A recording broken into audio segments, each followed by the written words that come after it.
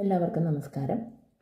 Story with a hot tea എൻ്റെ പുതിയൊരു പ്രവർത്തനമാണ് സ്റ്റാർട്ടിങ്. എല്ലാവരും സപ്പോർട്ട് ചെയ്യണം.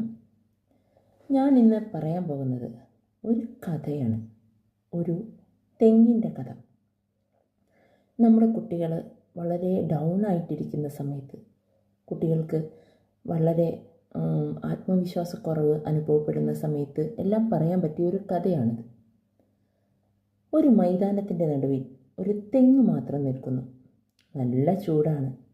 അതിലൂടെ കടന്നു പോകുന്നവരെല്ലാം ആ തെങ്ങിൽ ചാരി അല്പം സൊറ പറയുകയും അതുപോലെ അല്പം വിശ്രമിക്കുകയെല്ലാം ചെയ്യാറുണ്ടായിരുന്നു.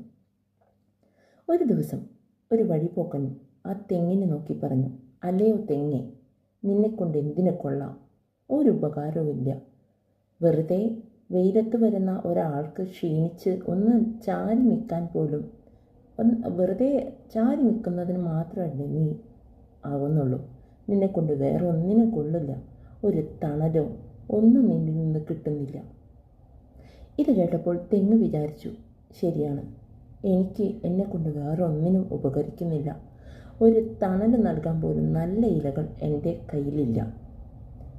അപ്പോൾ തെങ്ങിന് തന്നെ തോന്നി, തൻ്റെ ജീവിതം പാഴാണ്. ഈ ജീവിതം കൊണ്ട് മറ്റൊരാൾക്കും പ്രയോജനമില്ല. പതിയെ പതിയെ തെങ്ങ് വളരെ ശുഷ്കിച്ച് പോകാൻ തുടങ്ങി. ഭക്ഷണമൊന്നും കഴിക്കാതെയായി, വളമൊന്നും സ്വീകരിക്കാതെയായി. അവസാനം അത് കേടുപിടിച്ചു തുടങ്ങി.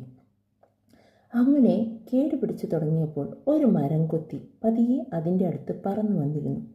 അതിനുശേഷം തെങ്ങിനോടത് ചോദിച്ചു, "തെങ്ങ്, ഞാൻ നിൻ്റെ തണ്ടിൽ ഒരു പോടുണ്ടാക്കിക്കോട്ടെ?" തെങ്ങ് വളരെ വിഷമത്തോടെ പറഞ്ഞു,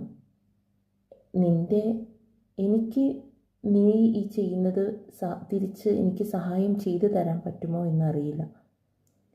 കാരണം എൻ്റെ അവസ്ഥ വളരെ മോശമാണ്. ഞാൻ കേട് പിടിച്ചിരിക്കുകയാണ്. എനിക്ക് നിനക്ക് കൂടിത്തരാൻ സ്ഥലം തികയും എന്ന് എനിക്കൊരു ഉറപ്പുമില്ല. കാരണം എൻ്റെ ആരോഗ്യം വളരെ മോശമാണ്. ഇത് കേട്ട് മരം കൊത്തി ചോദിച്ചു, "ആരാണ് നിന്നോടിത് പറഞ്ഞത്? നിന്നെക്കൊണ്ട് ഒന്നിനും കൊള്ളില്ല, നിനക്ക് ഒരു കഴിവുമില്ല എന്നെല്ലാം നിന്നോട് ആരാ പറഞ്ഞത്?" തെങ്ങുണ്ടായ സംഭവങ്ങളെല്ലാം മരം കൊത്തിയോട് പറഞ്ഞു. മരം കൊത്തിയപ്പോൾ തിരിച്ചൊരു കാര്യം പറഞ്ഞു, "നീ മറ്റുള്ളവർ പറയുന്നത് കേട്ടാണോ ജീവിക്കേണ്ടത്? അല്ലയോ തെങ്ങേ, നിൻ്റെ ഈ അവസ്ഥ എനിക്ക് അറിയാൻ സാധിക്കുന്നു. നിന്നിലുള്ള കേട് കുറച്ചെങ്കിലും എടുത്തു കളഞ്ഞ് നിൻ്റെ ആ തണ്ട് എനിക്ക്